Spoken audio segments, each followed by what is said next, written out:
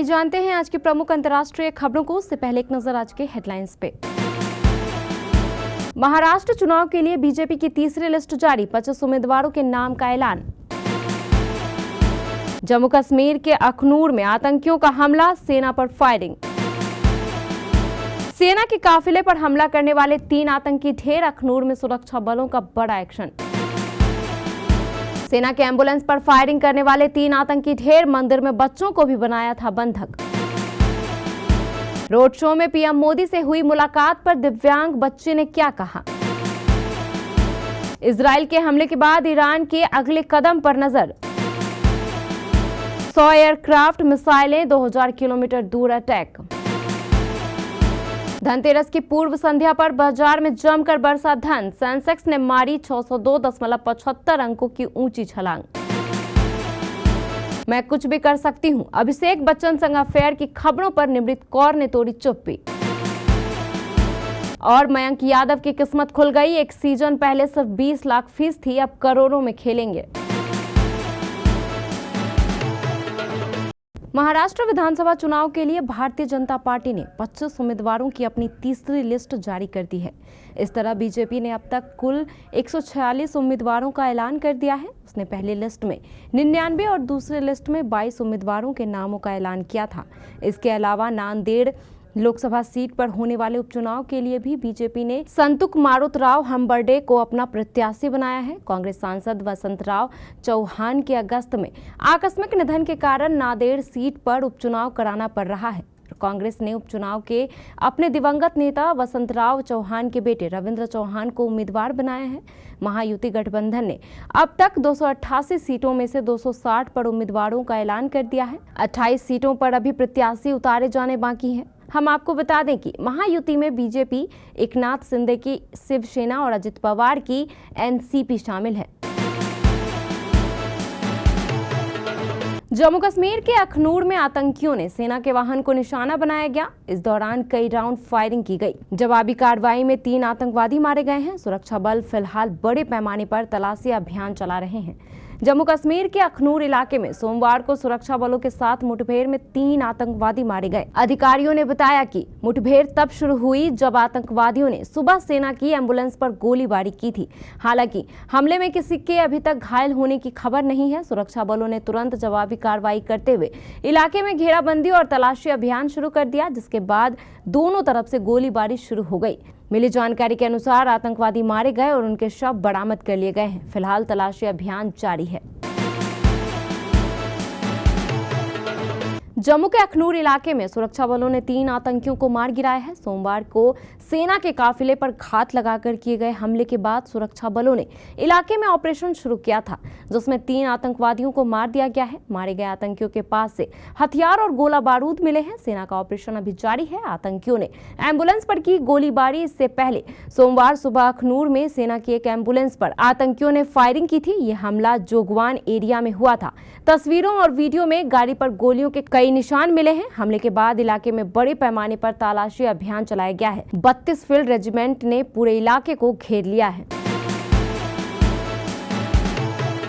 प्रधानमंत्री नरेंद्र मोदी ने आज गुजरात के वडोदरा में टाटा एयरबेस फैक्ट्री का उद्घाटन किया, जो C-295 विमानों का निर्माण करेगी। उनके साथ स्पेन के राष्ट्रपति पेड्रो सांचेज भी रहे। स्पेन के साथ ही भारत ने 56 विमान बनाने का समझौता किया है। 16 विमान स्पेन में ही बनेंगे, वहीं बाकी के 40 विमान टाटा एडवांस सिस्टम लिमिटेड बनाएगी। एयरबस डिफेंस एंड स्पेस द्वारा निर्मित C-295 एक मध्यम लिफ्ट विमान है, जो अपने असाधारण प्रदर्शन के चलते कई देशों की सेनाओं का ध्यान अपनी ओर खींच रहा है।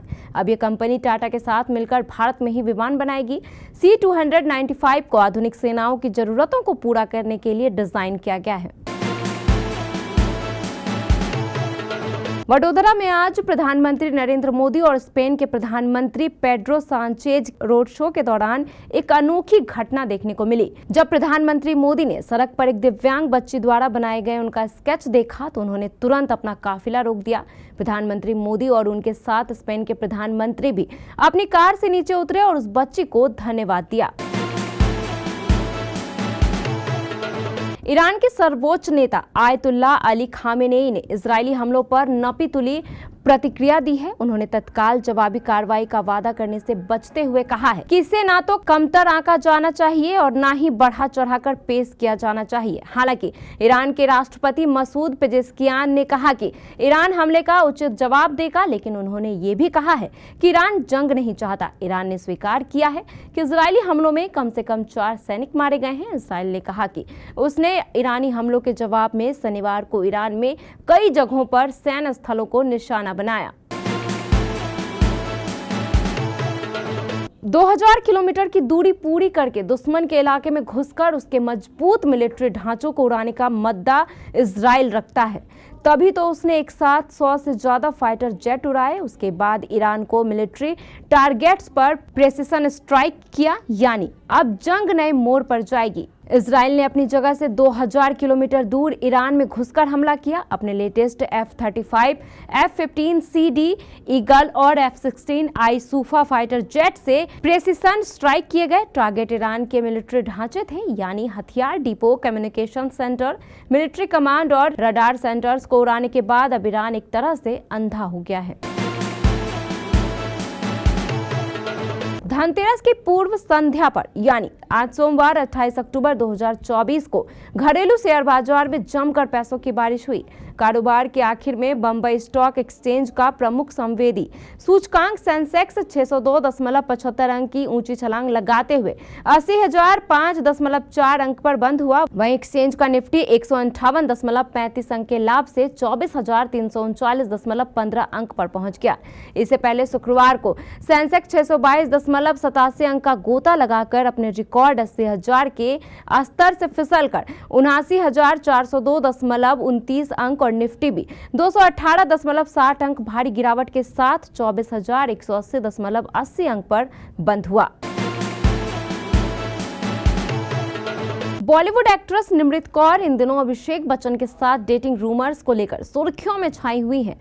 दोनों ने 10वीं फिल्म में स्क्रीन शेयर की थी। मिली जानकारी के अनुसार निमृत की वजह से ही अभिषेक बच्चन और ऐश्वर्या राय की शादी में दरार आई है। वहीं अब पहली बार निमृत कौर ने अपनी एक इंटरव्यू पोस्ट के जरिए अभिषेक बच्चन को डेट करने के रूमर्स पर चुप्पी तोड़ी है। हाल ही में निमृत कौर ने कहा, मैं कुछ भी कर सकती हूँ और लोग अभी भी वही कहेंगे जो वे चाहते हैं। ऐसा गॉसिप रुकने वाला नहीं है और मैं अपने काम पर फोकस करना पसंद करती हूँ। निमृत का ये रिएक्शन अभिषेक बच्चन के साथ उनके कथित संबंधों को लेकर कई हफ्तों से उड़ रही अफवाहों के बाद आया है। अभिनेत्री ने इस बात पर भी जोर दिया कि वह अपनी प्राइवेसी को महत्व देती है और बेसलेस अनुमान से ऊपर उठना चाहती है। Lucknow super giants Indian premier league के अगले सीजन से पहले होने वाली मेगा नीलामी के लिए पूरी तरह तैयार है। फ्रेंचाइजी ने अपनी कोर टीम को बरकरार रखने का फैसला किया है, यानी निकोलस पूरन, मयंक यादव और रवि बिश्नोई तो फ्रेंचाइजी रिटेन करने जा रही है, जबकि कप्तान केएल राहुल की विदाई तय है। मिली जानकारी के अनुसार विस्फोटक बल्लेबाज और विकेट कीपिंग भी जाने वाले निकोलस पूरन को कप्तानी मिलना लगभग तय है। इस बीच मयंक यादव पर पैसों की बरसात होती दिख रही है। चंद साल के भीतर ही फ्रेंचाइजी से वह करोड़ों की फीस लेने वाले हैं। 150 किलोमीटर प्रति घंटे की रफ्तार से गेंदबाजी करने में सक्षम मयंक यादव ने अपने पहले ही सीजन में धमाल मचाते हुए चयनकर्ताओं को प्रभावित किया और भारतीय टीम में जगह बना ली। चोट के बावजूद आईपीएल 2024 के जिन 4 मैच में उन्हें खेलने का मौका मिला, मयंक ने उसमें स्टंप के परखच्चे उड़ाकर रख दिए।